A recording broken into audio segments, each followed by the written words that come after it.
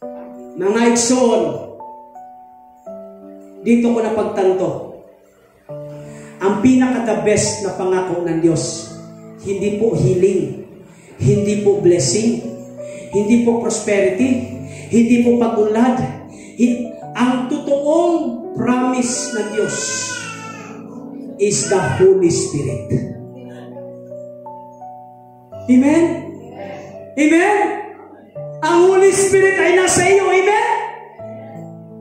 1 Corinthians 16:19, don't you realize that your body is the temple of the Holy Spirit who lives in you and was given to you by God? You do not belong to yourself.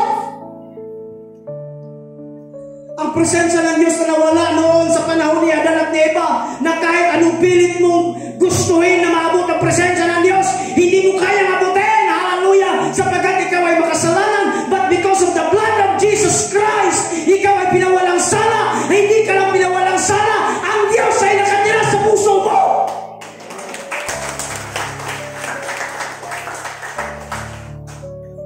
In all 2,000 religion in the world, 2,000 na reliyon sa buong mundo, only Christianity, ang Diyos ay hindi mo makikita sa labas, ang Diyos ay hindi malayo. Only Christianity na ang Diyos ay nagdidwell sa puso ng bawat isa. Palakpakan niyo ang Diyos. Dahil kung nasa iyo ang presensya ng Diyos, walang kaaway na pwedeng manakit sa iyo. Oh my goodness. Hallelujah. Bakit lagi mong isipin na ikaw pildido sa kinabuhi? Nga nung imang imuuna-unaon nga ikaw talunan sa kinabuhi? No! You are victorious. Why? Because Jesus Christ is in you. Palakpakan nga natin ang Panginoon.